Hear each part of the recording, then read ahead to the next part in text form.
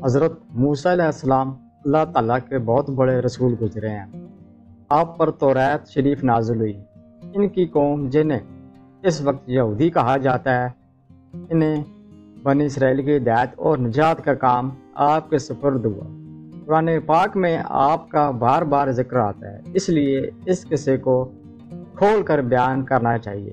Islamic stories کے معزز دوستوں، میں ہوں محمد ظہیر اور آپ تمام دیکھنے اور سننے والوں کو میری طرف سے السلام علیکم۔ ویڈیو شروع کرنے سے پہلے نئے آنے والوں سے گزارش ہے کہ پہلے اس یوٹیوب کے منفرد اسلامک سٹوریز کو سبسکرائب کرتے ہوئے ساتھ بنے گھنٹی کے بٹن کو بھی دبا دیں تاکہ ہر نئی آنے والی ویڈیو کا نوٹیفیکیشن آپ کو بر وقت مل سکے اور آپ اس کو اسی وقت دیکھ سکیں۔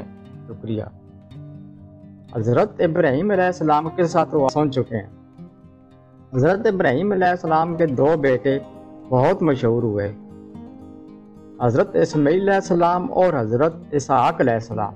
حضرت اسماعیل مکہ مکرمہ میں ٹھہرے، جہاں حضرت ابراہیم علیہ السلام ان کی والدہ کے ساتھ چھوڑ آئے تھے، جہاں ان کی اولاد خوب پھولی پھلی۔ انہی میں ہمارے رسول پاک صلی اللہ علیہ وسلم جناب محمد رسول اللہ صلی اللہ علیہ وسلم پیدا ہوئے۔ ان کے بیٹے حضرت یعقوب علیہ السلام تھے، جن کا دوسرا نام اسرائیل یعنی اللہ کا بندہ تھا۔ ان کی اولاد بنو اسرائیل کہلائی۔ حضرت یوسف علیہ السلام کی وجہ سے مصر میں آباد ہو گئے تھے، جہاں کا قصہ پہلے تحریر کر دیا گیا ہے، جہاں وہ مصر یوں کہ 400 سال تک غلام بنے رہے۔ مصر پر اس زمانے میں قبطیوں کی حکومت تھی۔ ان کا بادشاہ فرعون کہلاتا تھا۔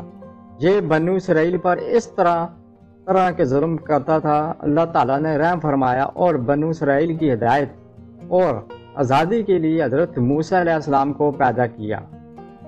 مصر کے بادشاہ فرعون کو نجومیوں نے بتایا کہ بن جلد ایک لڑکا پیدا ہونے والا ہے جو تیری حکومت کو تباہ کر کے اپنی قوم کو آزاد کرا لے گا۔ اس خبر سے وہ پریشان ہو گیا اور اس نے حکم دیا اس قوم میں جو بھی لڑکا پیدا ہو اس سے ذبح کر دیا جائے، مگر لڑکیاں زندہ رہنی چاہیے۔ جس سال حضرت موسیٰ علیہ السلام پیدا ہوئے، ان کی والدہ کو اس بات کا ہر وقت کھٹکا لگا رہتا تھا کہ کوئی دایا بادشاہ کو اس بات کی خبر نہ کر دے، مگر اللہ نے ان کو تسلی دی کہ تم فکر نہ کرو۔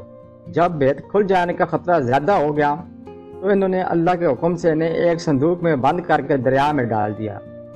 دریا کے دوسری طرف فرعون انہوں نے صندوق کو جو بہتے دیکھا تو اٹھا کر گھر لے گئے۔ انہیں خبر نہ تھی کہ آگے چل کر یہی لڑکا ان کے رنج کا سبب ہوگا۔ فرعون کی بیوی نے کہا اسے قتل نہ کرو، یہ ہم سب کی آنکھوں کی ٹھنڈک ہے، ہمارے کام آئے گا اور اسے اپنا بیٹا بنا لیں گے۔ اب اس کے دودھ لانے کی فکر ہوئی تو وہ کسی عورت کا دودھ نہیں پیتے تھے۔ ان کی بہن جو اس صندوق کے پیچھے لگی ہوئی تھی یہ سب کچھ دیکھ رہی تھی۔ انہوں نے کہا کہ میں ایک انا کا پتہ دیتی ہوں جو اس کو پال لے گی اور اچھی طرح دیکھ بھال کر لے گی، اور انہوں نے حضرت موسیٰ علیہ السلام کی ماں کا پتہ بتایا۔ اس طرح موسیٰ اپنی قوم کے دشمن فرعون کے گھر میں پرورش کرتے رہے یہاں تک کہ جوان ہو گئے۔ ایک روز کا قصہ ہے کہ وہ صبح سویرے شہر آئے۔ اس وقت سب کے سب آرام سے سو رہے تھے۔ انہوں نے اپنی قوم کے ایک آدمی کو دیکھا جسے قبطی مار رہا تھا، کیونکہ وہ اس سے بیگار میں کام لینا چاہتا تھا اور وہ انکار کر رہا تھا۔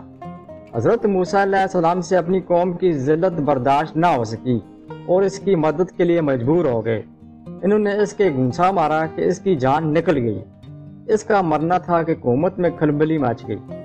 بنی اسرائیل کے ایک شخص نے ہماری قوم کے آدمی کو مار ڈالا، چنانچہ حکم دیا گیا کہ قتل کر دیے جائے، مگر حضرت موسیٰ علیہ السلام کو وقت پر خبر مل گئی اور وہ مدین کی طرف چلے گئے جو حضرت شعیب علیہ السلام کا شہر تھا۔